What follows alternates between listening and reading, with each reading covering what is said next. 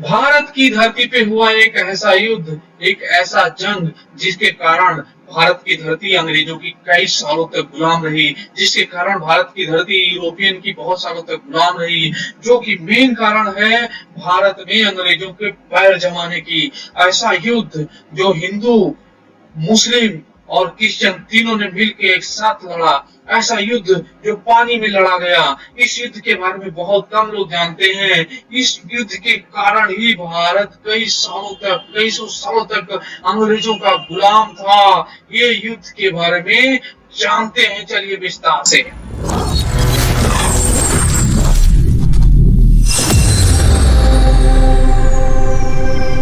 रोम empire गिरने के बाद पूरा पुर्तगाल और स्पेन जो है पूरा कट ऑफ हो गया था ईस्ट एशिया के बाद, क्योंकि अरब ने पूरा कब्जा कर रखा था। अरब कंट्रीज ने, यानी कि अरब के जो लोग हैं, अरब वाले जो लोग हैं, यानी कि ये जो अरबियन मुस्लिम हैं, इस्लामिक लोग हैं, उन्होंने पूरा मोनोपलाइज कर दिया था आपका ट्रेड को। मतलब ईस्ट एशिया से सारा ट्रेड वही लोग करते थे और उस ट्रेड को ले जाके यूरोप में बेचते थे। यूरोप में हायर हायर रेट पे जाके बेचते थे, 10 गुना दाम लगभग चार्ज करते थे। यूरोप वाले इस से बहुत परेशान थे, इतना परेशान थे कि उनको लगा कि अगर आप कोई रूट नहीं ढूंढेंगे, ईस्ट एशिया में जाके खुद से सामान नहीं लाएंगे, तो हमारी इकोनॉमी एकदम खत्म हो जाएगी, हमारी इकोनॉमी एकदम बैठ जाएगी।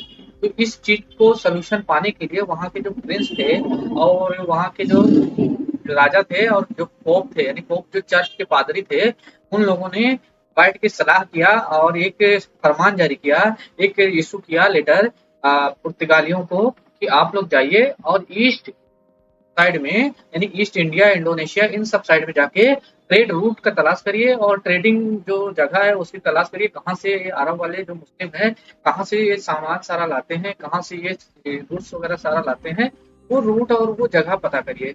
ये सब हो गया तो स्पेन और पुर्तगाल को उन्होंने पूरा अथॉरिटी देके ईस्ट की तरफ और वेस्ट की तरफ भेज दिया। ईस्ट की तरफ पुर्तगाल को भेज दिया और वेस्ट की तरफ स्पेन को भेज दिया। उनको भेजने के बाद दोनों, एक अमेरिका की तरफ चला गया और एक इंडिया की तरफ चला आया। इंडिया की तरफ आते हैं वास्को डी गामा, जो कि अफ्रीका से नीचे जाके ऐसे घूमकर यहाँ आके इंडिया पहुंचते हैं। टोटल 3 शिप के साथ इंडिया पहुंचते हैं। तीनों शिप के साथ कई आदमी और साथ में भी आते हैं। उसके साथ जो पायलट आता है शिप का, वो होता है यहाँ अब्दुल हामिद। अब्दुल हामिद एक मुस्लिम था, गुजराती मुस्लिम, जो कि उनके साथ यूरोप में काम करता था। अब इससे ये पता लगता है कि यूरोप में उस समय यहाँ इंडिया से लोग जाते थे, यानी कि आवागमन संभव था, आवागमन होता था दोनों देशों के बीच में। तो अब्दुल हामिद और पूरा टीम के साथ जब वास्को डी गामा यहाँ पहुंचता है, तो उसको बातचीत होती है राजा जैमुरिन से, और जैमुरिन उसको एक्सेप्ट कर लेते हैं, वेलकम करते हैं कि आइए आप मेरे यहाँ ट्रेड कर सकते हैं। और इस बात से अरब वाले बहुत परेशान होते हैं, बहुत उनको बुरा लगता है कि ये एक यूरोपियन को अगर ट्रेड रूट बता दिया जाए, पता चल गया है और ट्रेड के लिए उनको छूट दे दी जाएगी, वो भी ट्रेड अगर यहाँ से करने लगेंगे, तो हमारा तो पूरा रोजगार मर जाएगा। जो हम प्रॉफिट कमाते थे इन अंग्रेजों को बेच कर ले जाके, वो प्रॉफिट हम नहीं कमा पाएंगे। तो वो लोग थोड़ा सा हल्ला करते हैं, थोड़ा सा उधम मचाते हैं, थोड़ा सा मारपीट करते हैं और थोड़ा सा बवाल करते हैं, कौन, अरब लोग पोर्ट पे जाके और उस एरिया में करते हैं। लेकिन जामरिन ने सबको शांत करा देता है, बोलता है सबको बराबर ट्रेड करना है, हम किसी के साथ पक्षपात नहीं कर सकते हैं। तो मामला शांत हो जाता है। 3 महीने तक लगभग वास्को डिगामा वहां पे रहता है और वहां पे अच्छे से ट्रेड करता है, पूरा शिप भर के ले जाता है सस्ता सस्ता सामान। जब सस्ता सामान ले जाके वो यूरोप में बेचता है तो बहुत प्रॉफिट कमाता है, बहुत प्रॉफिट। उसके आसपास बाकी जो ट्रेडर थे उनको लगता है कि बहुत प्रॉफिट है ईस्ट में, और सब तैयार हो जाते हैं अपना शिप लेकर के ईस्ट को आने के लिए और ट्रेड करने के लिए। और यूरोपियन की आंखें खुल जाती हैं कि अब तो हमें सस्ता चीजें मिलेंगी। और उनके जो वहां पे टेक्नोलॉजी का डेवलपमेंट हो रहा था, खेती का डेवलपमेंट हो रहा था, नई नई चीजें आ रही थी, उन सब के लिए भी एक सहारा बन गया ये सस्ता ट्रेड। क्योंकि वहां पे बहुत सारा मसाला और इन सब का जरूरत था, सब चीज को प्रिजर्व करने के लिए, खेती वाली चीजों के लिए या फिर मांस या मछली, इन सबको प्रिजर्व करने के लिए बहुत ज्यादा मसाले की जरूरत थी। तो जब सस्ता मिलने का, ये सस्ता लेके गया वास्को डी गामा, वो लोग बहुत एक्साइट हुए। पूरा एक प्लानिंग करके उन्होंने एक कंपनी बना के पूरा एक कमांडर भेजा ईस्ट के साइड में। कमांडर भेजा, जो कमांडर पहला आया था वो कैबरल था। अब कैबरल बहुत ही बहुत एफिशिएंट कमांडर था और पूरा सी रूट बारे में बहुत कुछ जानता था।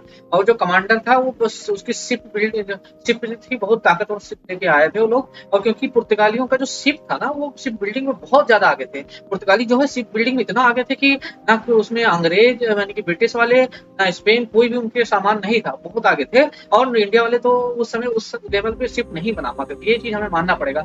और अरब कंट्रीज के जो इस्लामिक लोग थे, अरबियन थे, वो लोग भी शिप नहीं बना पाते थे उतना डेवलप, क्योंकि वहां पे लकड़ी वगैरह इतना ज्यादा नहीं होती थी। उधर सब बालुई इलाका है, यानी कि रेगिस्तानी इलाका है, इसलिए वो लोग इतना ज्यादा लकड़ी नहीं बना पाते थे या ये चीज नहीं कर सकते थे, शिप नहीं बना पाते थे। तो पूरा एक सुप्रेमेसी हो गया था पुर्तगाल का।